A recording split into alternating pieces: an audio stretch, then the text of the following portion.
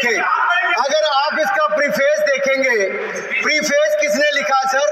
Supreme court के वरिष्ठ अधिवक्ता गोपाल शंकर नारायण जी उन्होंने लिखते हैं, our constitution was crafted by the finest and most emancipated minds of the time and thankfully not directed by the confused Nehruvian social policy that guided। पन्ने भी खोलकर नहीं देखे।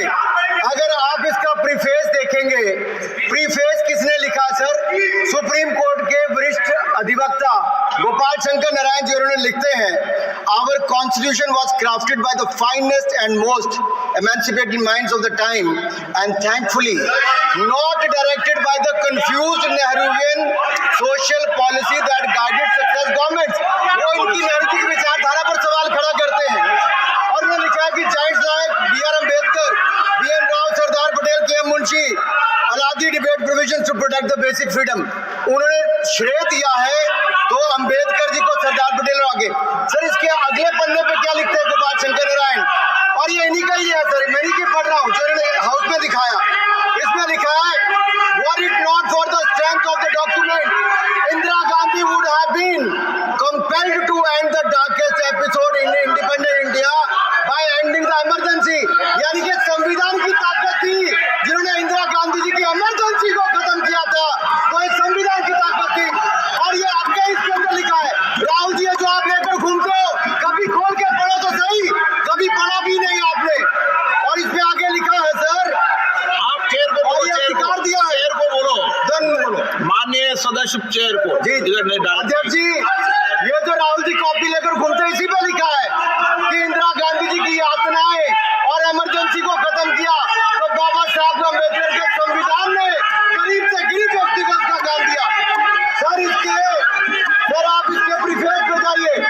सर आप इसके प्रीफेस के बाद फॉरवर्ड जो लिखा सर, ये भी सुप्रीम कोर्ट के बहुत बड़े वकील है, उन्होंने क्या लिखते हैं सर कि जब संविधान बना उसके बाद सर, देश आजाद होने के बाद पहले दिन से ही लेजिस्लेटिव और हमारी ब्यूरोक्रेसी सर, हमारी दोनों ने ही जुडिशरी के साथ सींग फंसा के रखे, जुडिशरी को नीचे दिखाने की बात की। सर ये मैं नहीं कह रहा, ये वही किताब कह रही है जो राहुल गांधी हाथ में लेकर घूम रहे हैं। सर मैं पढ़ के सुनाता हूँ, from the earliest years itself the legislative wing and the executive wing of the state on the one hand confronted the judicial wing on the other with the accusation that they had vastly approached upon the powers not given to them but given to the executive। The then law minister on 28th October 1976 issued a strident warning to the judges of the Supreme Court and I quote, sir मैं quote कर रहा हूँ, an atmosphere of the confrontation was thought to be created by those whose duty it was to see that they did not encroach upon the field which did not legitimately belong to them। Nothing should be left undone now to ensure that such a situation did not recur। If even after the amendments confrontation continues, then I think it will be a bad day for the judiciary। ये कौन कह रहा है? उस समय के law minister कह रहे हैं। और क्या कहते हैं sir again, we are trying to save them from the temptation to intrude into the powers which do not belong to them। What we are doing today is not to save the people from the judges। ये कह रहे हैं we are trying not to save the people from the judges but really enabling the judges to save them from themselves। This was said during the emergency which hit the nation like tsunami and brought about the realization the constitution could not be subverted। Sir अगर ये संविधान जो बाबा साहब अम्बेडकर ने दिया उसी ने देश को बचाया। राहुल जी कभी इसको पढ़कर देखिए, गांधी परिवार और कांग्रेस पार्टी का पूरा कारनामे इसके अंदर लिखेंगे, कैसे आपने धज्जियां उड़ाई। एक तो एक दूसरा ये जो कहते हैं बीजेपी के लोगों को सर ये मनगढ़ंत आरोप, सर ये अंगूठा काटने की बात करते हैं, इनके राज में सिखों के गले काटे गए, सिखों के कत्लेआम किया गया, सिखों के दंगे सबसे ज्यादा हुए तो कांग्रेस के समय हुए।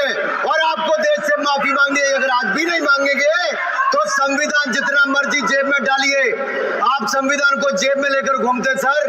इन्होंने संविधान को तार करने का काम किया है, इनको देश से माफी मांगनी चाहिए। मुझे आपका संरक्षण के लिए चाहिए था कि झूठे आरोप लगाने बंद करे। ये संविधान की रक्षा आपने कभी नहीं की। इमरजेंसी जैसा कालखंड आया और संविधान को बार बार तार किया, संशोधन किया, तो आपने और आपकी पार्टी ने किया। धन्यवाद सर।